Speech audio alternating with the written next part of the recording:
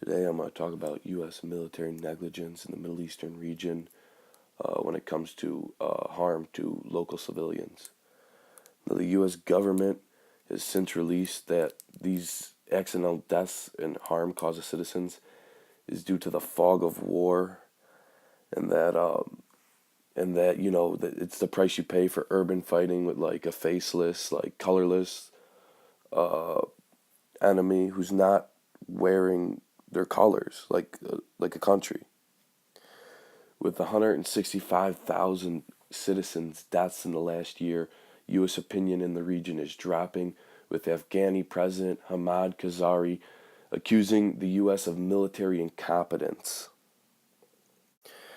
And with these incidents being largely underreported, U.S. political parties and candidates do not feel the need to discuss or speak out on their opinion of what's going on in the region at the time.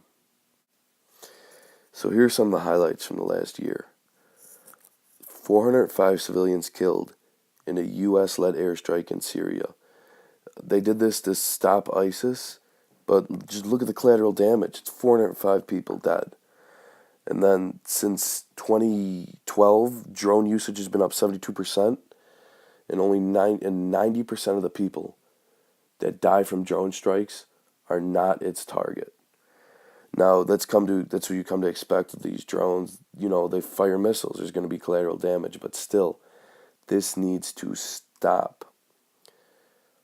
So now we move on to the hospital. October last year, we got a bombing of a Doctors Without Borders hospital.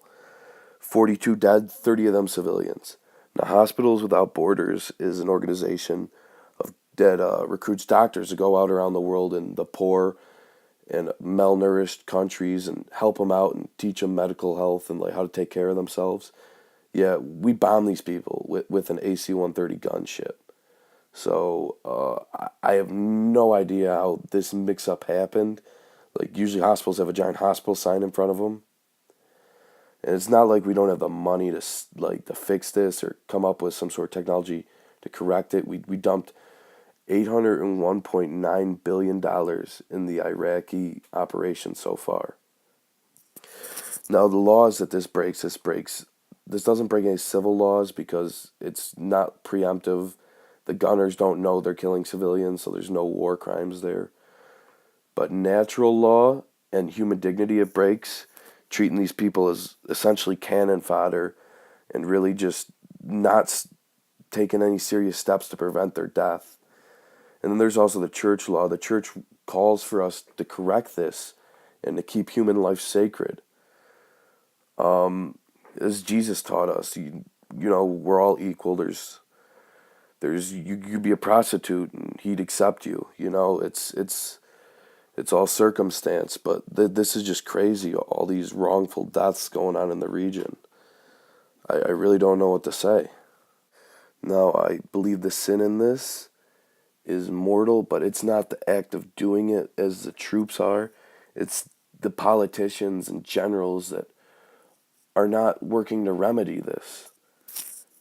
That's disregard for human life.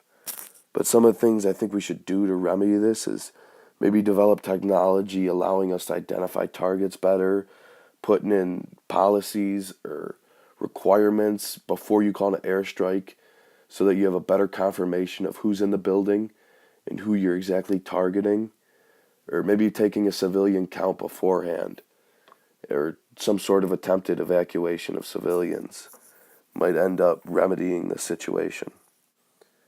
Alright, well, there's my little rant on what I think is just outrageous of what's going on in the region. Hope you guys enjoyed.